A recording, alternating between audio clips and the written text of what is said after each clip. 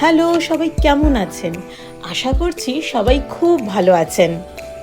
সৌমিত্রা স্টাইলির আরেকটা পাতা থেকে প্রবাসের ইতিকাহিনীর গল্প নিয়ে আমি সৌমিত্রা চলে এসেছি আপনাদের সামনে। হ্যালো, আজকে আমরা এয়ারবিএনবি ছেড়ে দিচ্ছি।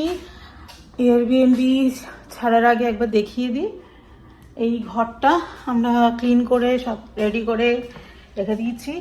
এই যে আমাদের ঘর যেমন ছিল অলমোস্ট সেরকম রয়েছে। আর কিচেন থেকে শুরু করে এবারে লোকজন আসবে, লোকজন এসে সব ক্লিন করে দেবে। আচ্ছা, এই গাছটা আমার ছেলের জন্য উপরে চলে গেছিলো, নিচে নামাতে হবে। তো আদির জন্য গাছটা আমরা টেবিলের ওপর তুলে রেখেছিলাম, পরে ওটা নামিয়ে দিয়ে চলে তো এসছি। আর কি ড্রপ করে এখন আমরা যাচ্ছি ইউএসএস লেক্সিংটন মিউজিয়াম। আজকে এই মিউজিয়ামটা কমপ্লিটলি দেখেই আমরা বাড়ি চলে যাব। তাই এই ব্লগটা শেষ হলে আমাদের কর্পাস ক্রিস্টির যে সিরিজটা শুরু হয়েছিল সেইটা এন্ড হচ্ছে। আর আজকে আমরা এই গোটা ব্লগটায় আপনাদের দেখাবো এই মিউজিয়ামে এসে আমরা কী কী দেখলাম। এই মিউজিয়ামের এন্ট্রি ফি পার পারসন $25। আসার সময় দেখেই মনে হয়েছিল এটি একটি জাহাজ, কিন্তু এটি কিসের জাহাজ? এটি একটি বিখ্যাত এয়ারক্রাফট ক্যারিয়ার, যেটা দ্বিতীয় বিশ্বযুদ্ধের সময় গুরুত্বপূর্ণ ভূমিকা পালন করেছিল। আর এর আরেক নাম দ্য ব্লু ঘোস্ট। 1943 সাল থেকে এই জাহাজটি অনেক যুদ্ধ মিশনে অংশগ্রহণ করেছে। জাহাজের ভেতর প্রবেশ করলেই বোঝা যায় নাবিকদের জীবন কতটা কঠিন ছিল। তারই ছোট্ট একটি অংশ দেখাই, আমরা অনেক কিছু দেখব। তার আগে দেখুন এই জায়গাটা আমরা যে এখানে এসছি, এইখানে স্যালন ছিল।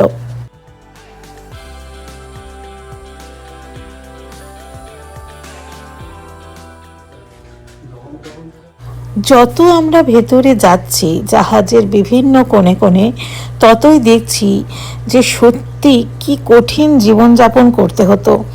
ছোট ছোট করিডোর, লোহার গেট, সব কিছু এখানে যেন একবারে সুসজ্জিত রয়েছে। আমরা সব কিছুই দেখব, তাদের ব্যবহৃত জিনিসপত্র, যুদ্ধের সময় তারা কি কি ইউজ করতো, এখানে সব কিছু সংরক্ষিত করা রয়েছে।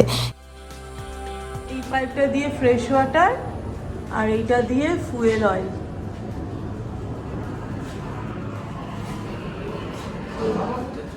কি করছো তুমি? কি করছো? চলুন এবার দেখে নেওয়া যাক নাবিকদের শোয়ার জায়গা। এই ছোট ছোট বাঙ্ক বেডে তারা শুয়ে থাকতো। কি ছোট্ট করিডোর দেখুন, এর মধ্যেতেই তারা সারাটা দিন, হয়তো দিন রাতের হিসেবও থাকতো না, এইভাবে তারা কাটিয়ে দিত অনেকটা সময়। এই বেডগুলোতে তারা শুতো। এখানে একটা ডামি পুতুলও রাখা হয়েছে, যেটাতে বোঝা যায় যে কিভাবে অ্যাকচুয়ালি এই বেডগুলোতে শোয়া হতো। চলুন দেখিয়ে দিই। কিভাবে শুতো। এটা লোয়ার ডেক, এইদিকে যেতে তিনতলা না, associated with Rosie. To benefit. Face skepticism, but our hard work paved the way for future generations, even if it meant enduring some hardships.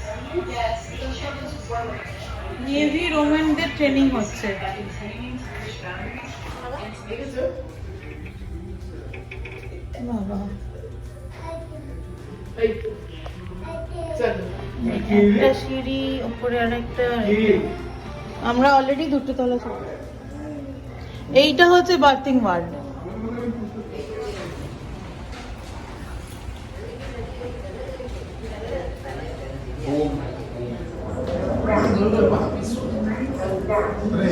ঘুরে গেল।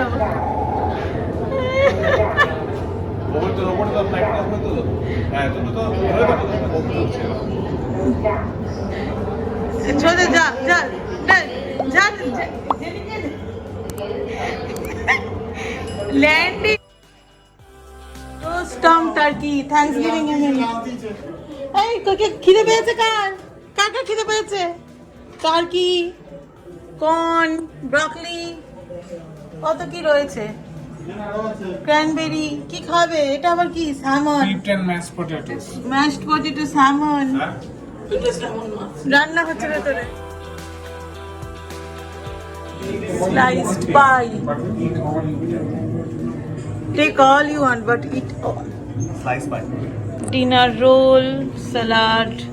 ভেতরে রান্না Good. হচ্ছে ওই সাওয়ার ক্রাশ টমেটো দিয়ে রান্না হচ্ছে ভেতরে ভেতরে টার্কি না কিছু একটা রোস্ট করছে সামথিং কিছু।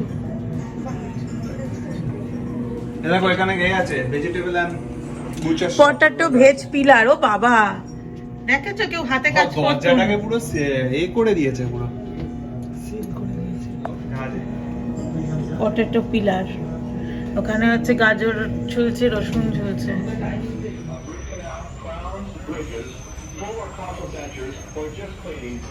আর এখানটা খাবার জায়গা।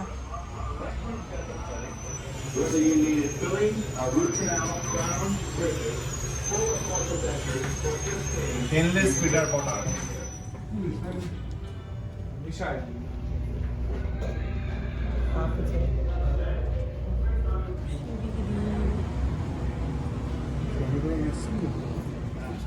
ইঞ্জিন রুমে চলে এসছে বাবা।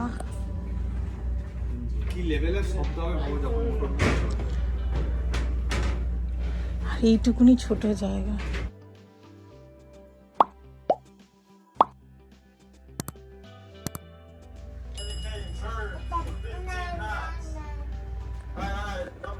Turning 108 RPM for answering standard turbines, where it expands its blood pressure to balance the pump.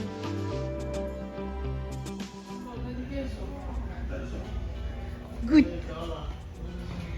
গুটি গুটি গুটি গুটি গুটি গুটি। এটা ব্রেকফাস্ট মনে হয়।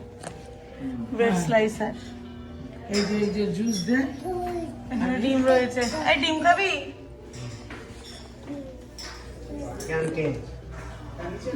হ্যাঁ, mac and cheese, bacon, french fry, Ham,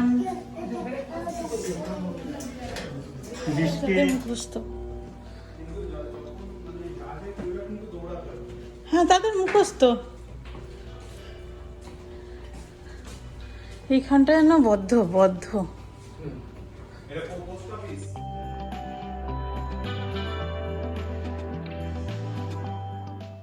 just কয়েক ঘন্টা থেকেই আমাদেরই যেন মনে হচ্ছে দম বন্ধ হয়ে আসছে, কিন্তু যারা তখন থাকতো আমরা শুধু সেটাই বলা বলি করছি কিভাবে এই জাহাজের মধ্যে তাদের দিনগুলো কাটাতে হতো। আমরা এখন চলে এসেছি মিনিয়েচার রুমে।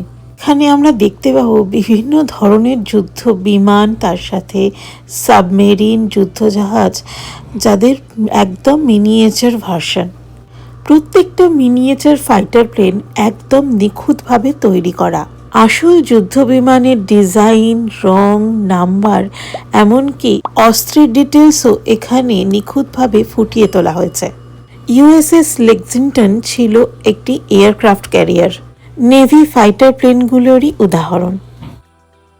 অ্যাকচুয়াল ফাইটার প্লেনগুলো না দেখলেও এই কালেকশন দেখলে বোঝাই যাচ্ছে যে তখনকার এয়ারফোর্স কতটা শক্তিশালী ছিল।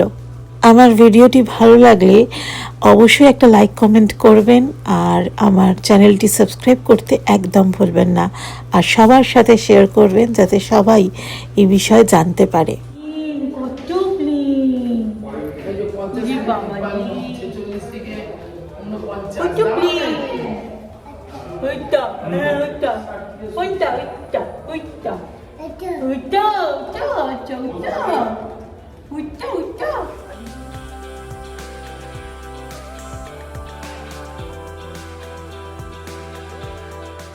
মানে এমন দরজাগুলো না, ইলিউস চোখটাই সেট হয়ে গেছে কাঁচ দিয়ে।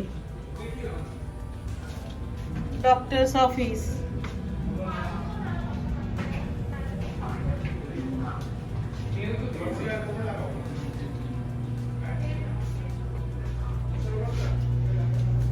এখানে খাবার জায়গা, ডায়েট প্যান্ট্রি।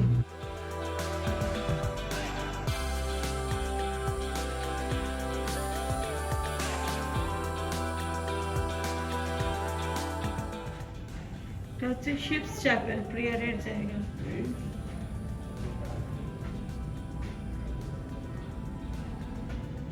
ভুলভুলাইয়া গ্রুপ না আসলে না, একা আসলে পাগলা হয়ে যাবে।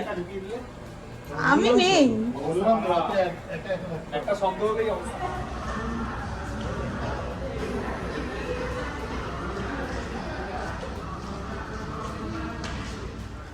এখন আমরা যাচ্ছি ফ্লাইট ডেকে। বিভিন্ন ধরনের যুদ্ধ বিমান এখানে সাজিয়ে রাখা হয়েছে, আর সেগুলোর কিছু কিছু বিমানে আমরা ভেতরে ঢুকে দেখতেও পারি।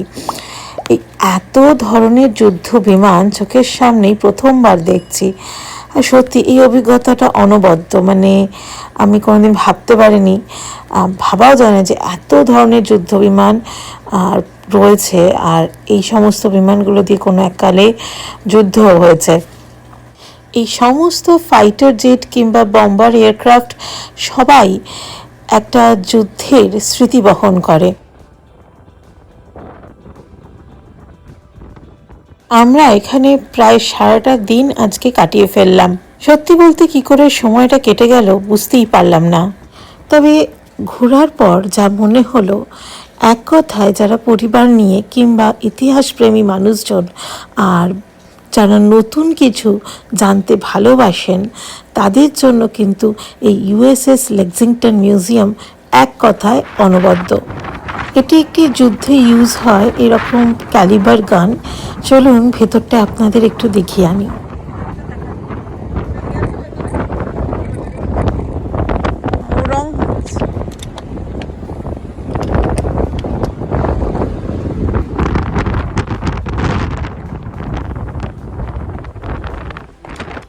এখান দিয়ে গুলি লোড করে শ্যুট করা হতো, আর গুলির সাইজটা দেখুন, সত্যি গায়ে কাঁটা দেওয়ার মতো।